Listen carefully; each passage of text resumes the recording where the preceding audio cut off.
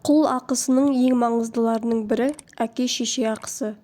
Аллаға және оның елшісіне бас иіп бағынудан кейінгі орында әке-шешеге бағыну міндеті келеді. Өйткені әке-шеше бар болуымыздың басты себепшілері. Олар материалдық және рухани тұрғыдан ғұмырымызды жандандыратын ізгі жандар екендігі даусыз. Кез келген ана жүрегі мен оның құшағы бала тәрбиесінің жүзеге асатын керемет дәрісхана. Жанұя ошағы баланың болашағын жасайтын алғашқы тәрбие мекемесі екендігі хақ. Сондықтан әке-шешенің ақысы орасан зор. Жақсы ата-ана өскелең ұрпақ үшін үлкен береке және ырыс. Салиқалы ананың орны тіптен бөлек. Ол мейірімділік пен рақымдылықтың бұлағы, жанұя өмірінің шам шырағы. Біздерді әуелі 9 ай 9 күн қарнында, кейін қолында, кейін өмір бойы жүрегінде көтеріп өтетін аналарымыздан артық қадірлі жан жоқ шығар ғаламда. Иә, үй шаруасымен қоса бала тәрбиесін де өз мойнына алған аналарымыз мәңгі құрметке лайық. Кез келген ананың рухындағы мейірімділік пен рақымдылықтың өлшеуі бар ма екен? Өзі ішіп жемесе де жегізген, өзі киінбесе де кигізген, өзі ұйықтамаса да ұйықтатқан. Үстімізге титтей тозаң түспесін деп шыр-пыры шыққан ананың ақысын өтеу мүмкін бе? Бұл ақиқатты Мәулана былай деп баяндайды. Ана ақысына ерекше көңіл бөл. Оны басыңның тәжі ет. Өйткені аналар босанарда қиналмағанда бала шығар жол таппас еді. Хақ тағала Құран кәрімде әуелі өз ақысынан кейін ата-ананың ақысына тоқталып, оларға жақсы мәміле жасауды әмір етеді. Аллаға құлшылық етіңдер, оған еш нәрсені ортақ етпеңдер. Сондай-ақ әке-шешеге, жақындарға, жетімдерге, міскіндерге, жақын көршіге, ұзақ көршіге, жақын жолдасқа, жолаушыға, қол астындағыларға жақсы мәміле жасаңдар. Басқа бір аятта былай делінеді. Адам баласына ата-анасына жақсы мәміле жасауын өсиет еттік. Өйткені анасы оны нендей қиыншылықтарда көтерді.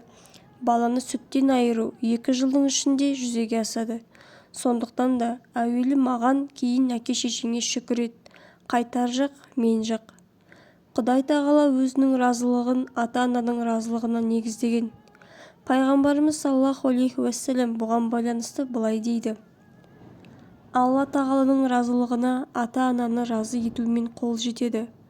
Алла тағаланың ашуы ата-ананың ашуландырудан туады. Ғаламның мақтанышы пайғамбарымыз саллаллаху алейхи уассалам бір дұғасында былай деген. Ата-анасына жақсылық жасаған жан нендей бақытты. Алла тағала оның өмірін ұзақ етсін. Ата-ананың ақысын толық өтеу мүмкін емес. Пайғамбарымыз алейхиссалам өзінің хадис шарифіне былай деген. Ешбір бала әкесінің ақысын өтей алмайды. Тек әкесі құл болып, оны азат етсе ғана оның әкелік ақысын өтеген болады. Сол себепті игілікті әуелі ата-анадан бастау қажет. Кейін өзге жандарға да қолғабыс беру керек. Бұны Алла тағала Құран кәрімде былай деп айтады. Қандай да бір игілікке мал сарп етуге бел байлаған болсаңдар, онда әуелі әке-шешеге, одан соң жақын туыстарға, жетімдерге, міскіндерге, жолаушыларға сарп етіңдер. Шүбәсіз, Алла жасаған барша игіліктерінен хабардар.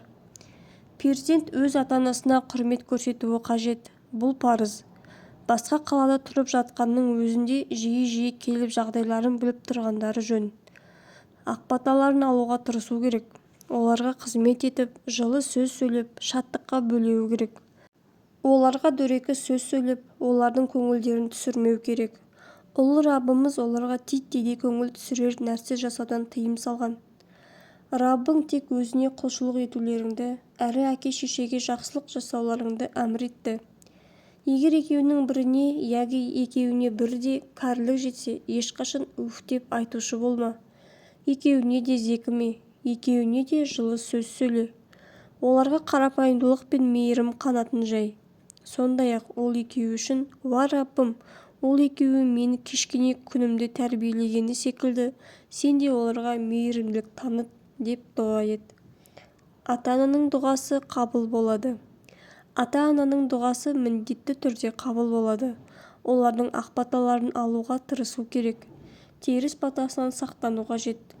Алла елшісі саллаллаху алейхи уәссәлам хадистерінде былай деген: күмәнсіз қабыл болатын 3 дұға бар.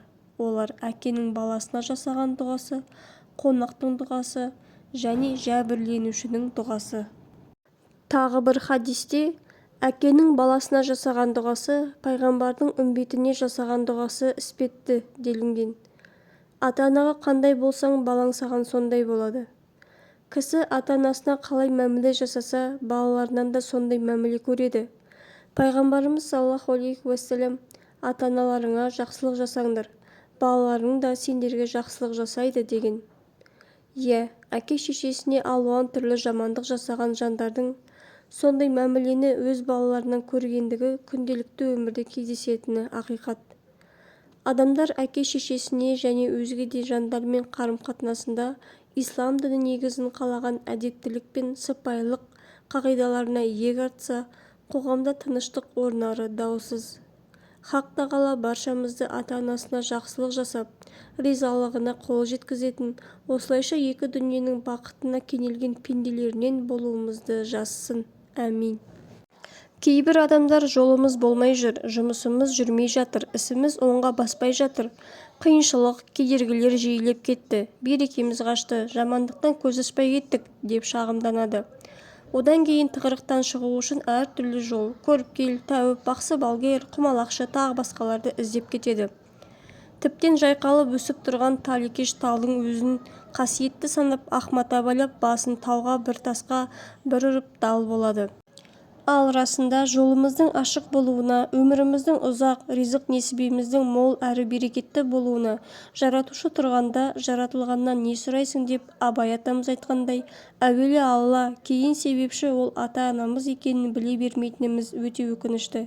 Пайғамбарымыз Мұхаммед саллаллаху алейхи уәссәлам: кімде-кім өмірінің ұзақ, ризығының мол және берекетті болуын қаласа, ата-анасына жақсылық жасасын, туған туысқандарын да қамын ойласын деген.